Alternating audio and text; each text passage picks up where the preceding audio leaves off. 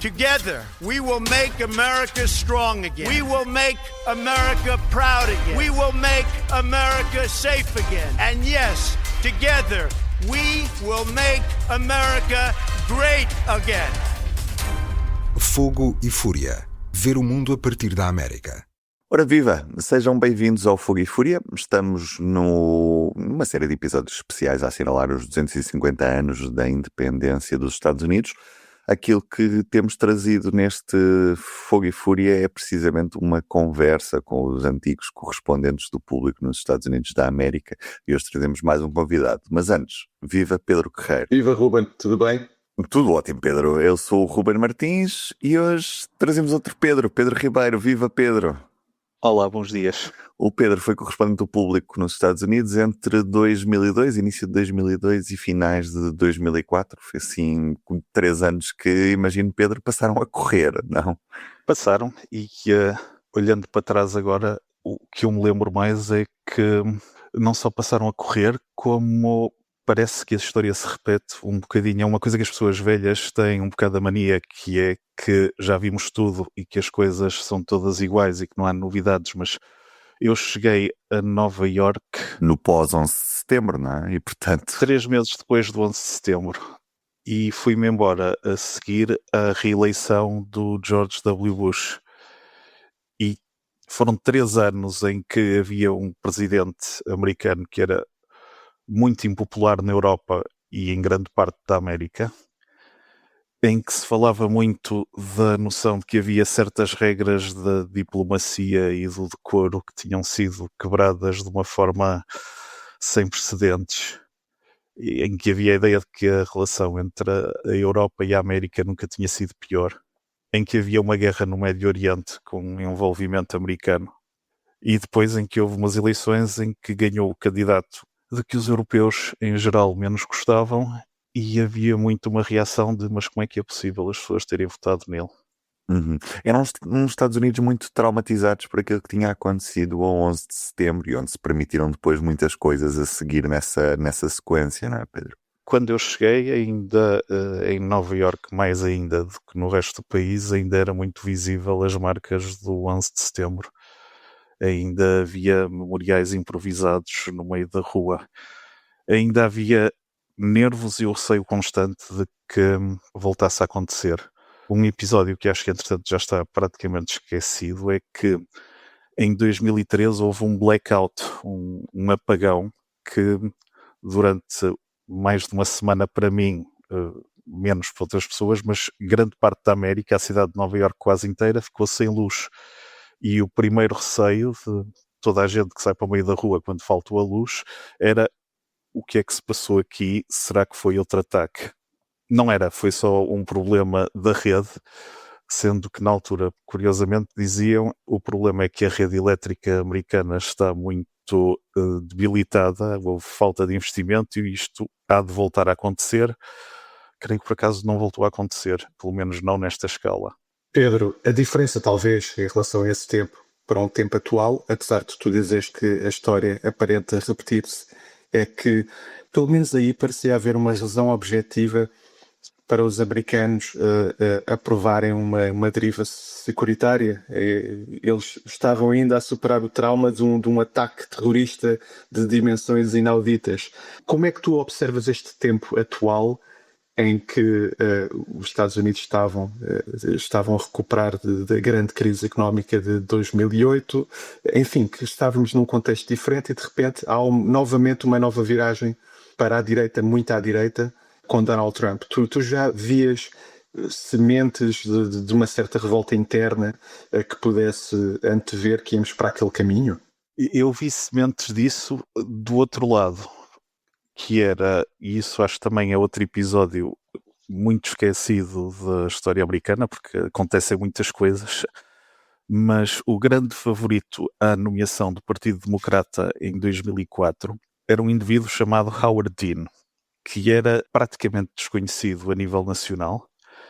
Aliás, eu tinha agendado uma entrevista com ele porque pensei, dificilmente teremos acesso aos candidatos mais mediáticos, mais famosos, mas se eu escolher um que vai ter 0%, consigo com sorte ter uma entrevista, mas depois acabei por não ir ao Vermont e de repente ele tornou-se o favorito, e tornou-se o favorito porque em meados de 2003 ele é o único candidato democrata que é claramente contra a guerra no Iraque. Todos os outros eram senadores, congressistas, eram figuras, vá lá, do establishment que, de uma forma ou de outra, ou não tinham sido contra a guerra no Iraque, ou, segundo a expressão de um dos candidatos de John Kerry, primeiro foi a favor, mas depois foi contra.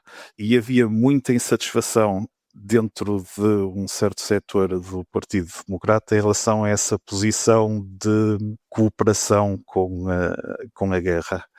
E aparece este candidato vindo de lado nenhum, que tinha relativamente pouco impacto na máquina do Partido Democrata, que não tinha muitos financiamentos, mas que, graças à internet e graças a essa postura anti-guerra no Iraque, torna-se o grande favorito. Já não me lembro dos números exatos das sondagens, mas eram números muito elevados, e isso era visto na altura como uma revolta do lado dos democratas contra o sistema, contra a máquina partidária.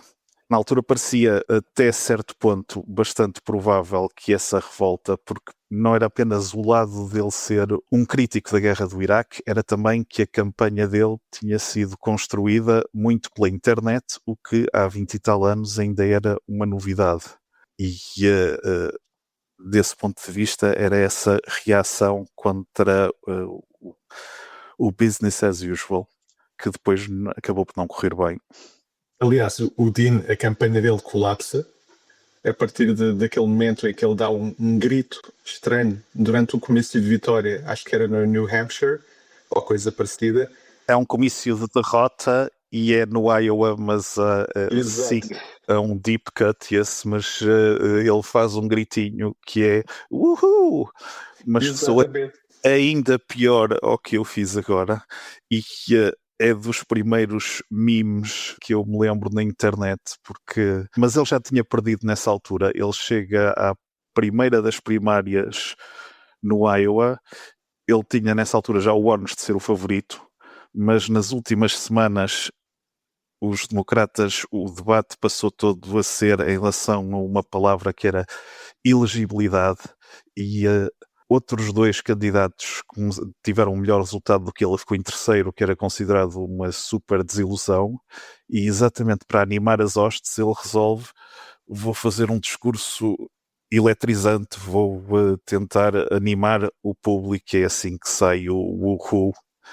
E isso de facto acabou por depois ficar associado ao resto da campanha dele. A partir daí ele já não teve mais grandes hipóteses. O que é extraordinário é que nessa altura, pelo visto, tu podias perder uma campanha ou enfim, afundar a campanha que já estava com problemas, e hoje em dia tu tens candidatos que têm esqueletos no armário bastante maiores, são violadores, são burlões, corruptos. Conseguirias antever que a América ia baixar tanto a sua exigência, o seu grau de exigência em relação aos seus políticos? Já na altura era assim, de alguma forma? Bem, nesse ciclo eleitoral foi eleito um morto.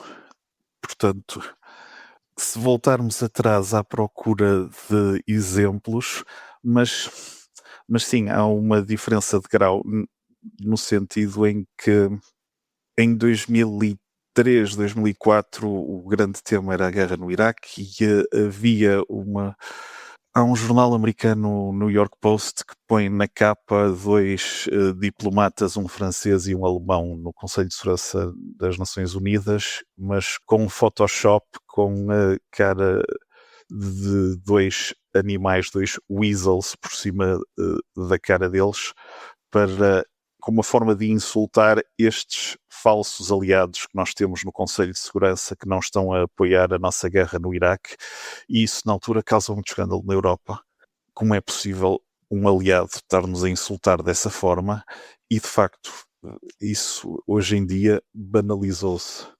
Mas é uma diferença de grau. Como é que justificas que hoje os Estados Unidos tenham por exemplo, permitido a eleição de Donald Trump 2 vezes. Essas bases já estavam lançadas para o surgimento de líderes populistas desta forma, ou seja, já havia sinais na América de 2002, 2003, 2004 de que mais cedo ou mais tarde as coisas iam seguir este caminho. Aliás, antes de responder, eu juntava uma outra pergunta. Tu estiveste em Nova Iorque, onde o Donald Trump já era uma espécie de figura das revistas, do social. Que percepção é que havia na altura também em relação a Donald Trump? Bem, o Donald Trump é uma figura na América desde os anos 80. Aliás, é engraçado, volta e meia, ouvindo música dos anos 90, lá aparece uma referência ao Donald Trump, normalmente não elogiosa, mas também não insultuosa, mas era uma figura de background. Se eu tivesse que explicar, eu teria que compará-lo ao Don King. Don King era o manager do Mike Tyson, o pugilista, e era uma figura que aparecia a torto e a direito, mesmo fora da sua área de competências. Lá aparecia o Don King a fazer alguma coisa de extraordinária, de bizarra. O Donald Trump, a única recordação que eu tenho do tempo que vivi em Nova Iorque era num dos acessos à cidade, o Tunnel Holland, o Tunnel Lincoln, havia um placar de publicidade já muito desbotado a anunciar os casinos Trump em Atlantic City. E eu lembro-me de passar pelo cartaz, e o facto de o cartaz estar disputado é relevante porque os casinos Trump tiveram uma história muito complicada, várias falências. Eu lembro-me de pensar como é que é possível ir à falência com um casino. É o tipo de negócio que parece à prova de tudo, e no entanto, de facto, uma vez fui a Atlantic City e a cidade parecia uma cidade abandonada e os casinos estavam com um aspecto muito degradado. Mas fora isso, eu ia dizer que era impensável na altura o Donald Trump tornar-se uma figura política relevante, mas isso não é bem verdade, porque uma das histórias que eu segui quando estava nos Estados Unidos foi a candidatura do Arnold Schwarzenegger a governador da Califórnia, que por sua vez já tinha o precedente de já tínhamos tido um ator de Hollywood 8 anos como presidente. Portanto, na América tudo é possível.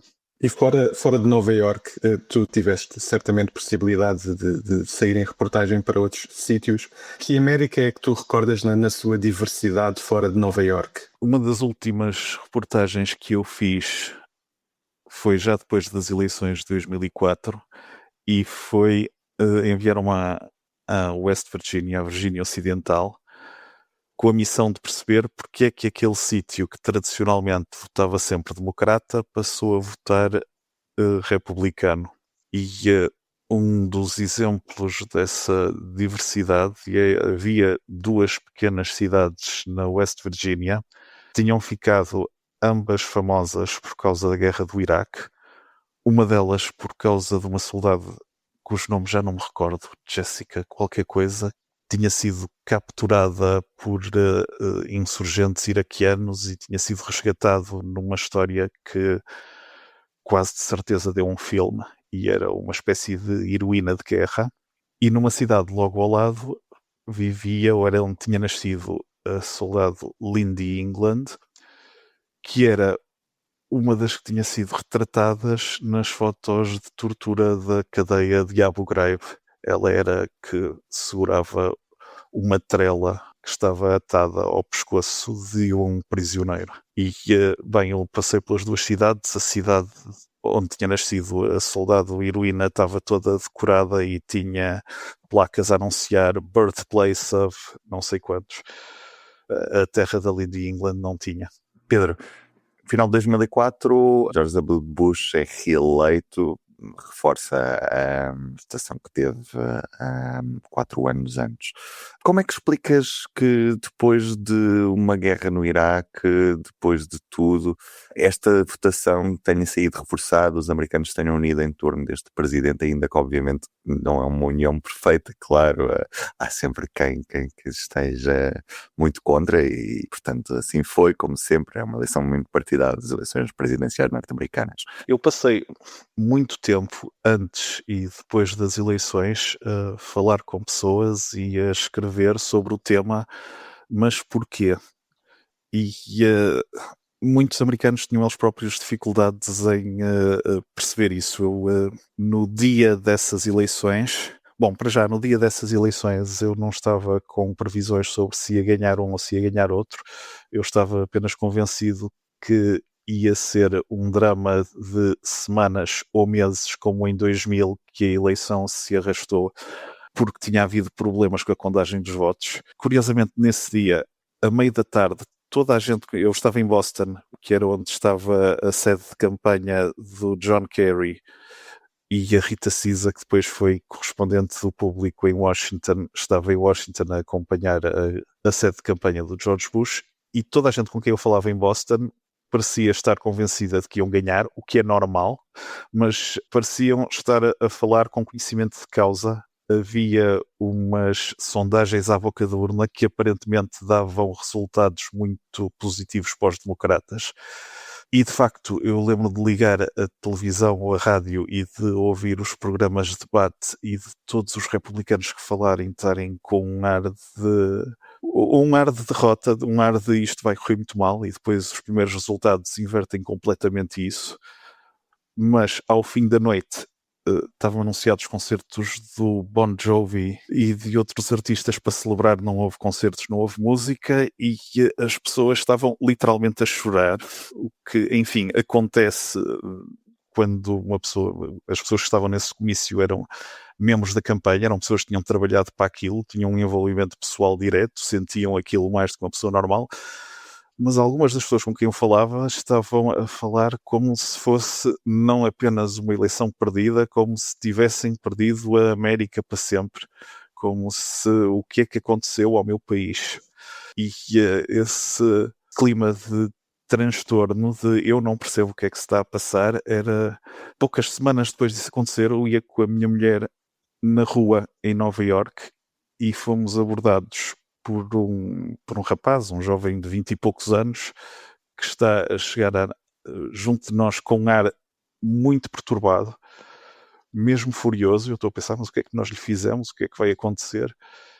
E ele começa a falar connosco, e eu percebo, eu tinha um saco de pano na mão, que era um brinde de ter ido fazer a cobertura da convenção republicana, e ele julgava que eu era republicano e queria começar ali uma conversa, e eu tive que lhe explicar: no, me just Portuguese journalist, nothing to do with that. Mas as pessoas, mesmo nos Estados Unidos, estavam com essa perplexidade: como é possível eles votarem no outro indivíduo? E há imensas explicações, mas eu tenho a noção, ou na altura tinha a noção, que parte disso era porque nós não ouvimos as mesmas histórias, não ouvimos as mesmas notícias, não prestamos atenção às mesmas coisas. Há uma experiência nessas eleições do Guardian, que é um jornal inglês, que eles compraram a lista dos eleitores de um município no Ohio. Nessas eleições, o Ohio era considerado um dos estados onde as eleições se podiam decidir. E o Guardian compra uma lista de eleitores e cria um sistema no site que era: se uma pessoa na Europa ou noutro sítio qualquer, calculo eu, quisesse escrever uma carta a um eleitor, eles davam-lhe o endereço. Era a forma que o Guardian inventou de aquela grande frustração de: estas eleições são tão importantes para nós e nós não podemos votar nelas. E o mecanismo era: uma pessoa recebia, o Guardian não diziam às pessoas para não votar no Bush, não, diziam: escrevam uma carta sincera, pensa a dizer o que vos vai na alma. E depois, no fim das eleições, foram ver os resultados nesse município. O Bush ganhou por mais do que tinha ganho 4 anos antes. Às vezes nós estamos numa bolha, não é? E não sabemos as razões pelas quais as pessoas acabam por votar naquilo que votam, não é? Porque temos uma agenda, ou seja, nós vamos vendo o que é que dizem as televisões, mas as pessoas também comentam, e ainda estávamos num tempo antes de Facebooks e tudo mais, não é? Mas Pedro Guerreiro, força, tinhas uma pergunta.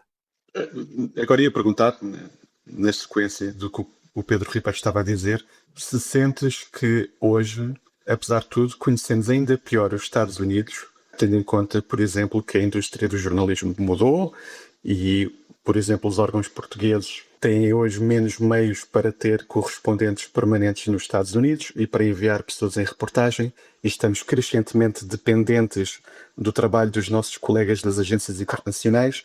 Se sentes que estamos melhor ou pior informados em relação aos Estados Unidos hoje em dia, e como é que já agora vês, já de fora, o jornalismo internacional hoje em dia? É um bocado difícil responder a isso, se estamos melhor ou pior informados, porque, por um lado, há uma explosão no número de fontes e na quantidade de possibilidades de ter acesso à informação. Bem, lembro-me de um episódio que na altura achei muito preocupante, embora não tenha dado nem nada por aí, mas que acabou por... Eu estava a falar um pouco da campanha de Howard Dean e de como ela utilizou a internet de uma forma criativa. Houve um fenómeno que era exterior à campanha de Howard Dean, que era um indivíduo que não tinha nada a ver com a campanha, era só um cidadão anónimo. Depois revelou-se que era alguém da Flórida e essa pessoa criou um blog chamado Will Gordon Watch. Will Gordon era a jornalista do New York Times que fazia o acompanhamento da candidatura do Howard Dean. E o blog Will Gordon Watch era todos os dias escrutinar cada letra que a senhora Will Gordon escrevia no New York Times sobre o Howard Dean, sempre sobre a perspectiva de esta mulher miserável está aqui a tentar prejudicar o nosso candidato. Tudo o que ela escreve tem a intenção de fazer com que o Howard Dean pareça mal. E eu lembro de ter pensado, por um lado, a internet, de facto, permite a participação direta de toda a gente, permite que vozes que não eram ouvidas passem a ser ouvidas. Por outro, também permite a malucos obcecados estarem a fazer stalking de uma jornalista. Eu, a certa altura, tinha pena da senhora Will Gordon, porque o blog tornou-se bastante popular e eu estava a pôr no lugar dela e a pensar, imagina ter cada uma das palavras que eu fosse escrever escrutinadas desta maneira todos os dias. Pedro, e como é que era fazer jornalismo nos Estados Unidos nestes anos? Nós sabemos que os Estados Unidos é um país muito grande, estávamos na mudança da transição tecnológica em que a internet assumia um peso cada vez maior e, parecendo que não deixavas de ser correspondente de um jornal de Portugal que muitos americanos nem sabiam bem onde é que era. Como é que era fazer jornalismo nessa altura? Bem, a parte do não saber bem onde era é de facto verdade a certo nível, mas isso lembra-me. Há um jogador de basquetebol da altura chamado DeMarcus Cousins que jogava na seleção americana e ia ter um jogo contra a Eslovénia, creio eu, e há um jornalista que lhe pergunta: mas você sabe onde é a Eslovénia? E ele responde: não. E tu sabes onde é o Alabama? Não é bem a mesma coisa, mas há um fundo de verdade no que ele diz. A América é incrivelmente grande e essa noção de que eles não têm a mesma curiosidade pelo resto do mundo que o resto do mundo tem pela América é de facto verdade. E parte do problema de cobrir a América é a América é grande demais e tem muitas diferenças entre si. Pedro, para terminar, de um ponto de vista pessoal, como é que aquele período te marcou e se há alguma rotina que tu tenhas especial saudade hoje em dia? Eu nunca mais voltei aos Estados Unidos, não é por motivo nenhum em especial, é só porque fica longe, as viagens são caras. Tenho saudades da noção de... Isto é um estereótipo que não se aplica de todo a toda a gente, mas, regra geral, os americanos são pessoas muito positivas. Nessa campanha do recall na Califórnia, que acabou por resultar no Arnold Schwarzenegger a ser eleito, fui falar com um candidato. Havia para aí 600 candidatos registados para ir a essas eleições e fui falar a um indivíduo que era um trabalhador de escritório anónimo que pagou os $500 para fazer a inscrição da sua campanha e era candidato. E eu lembro-me de falar com ele e de ser perfeitamente óbvio que isto era um indivíduo sozinho, não tinha equipa, não tinha sequer manager. Eu telefonei-lhe e combinei, e ele disse, venha a esta hora e eu peço ao meu chefe para ter 15 minutos para falar consigo. Mas enquanto eu estava a falar com ele estava a falar como se fosse um candidato a sério e como se tivesse hipóteses de ganhar. A atitude era sempre, por que não?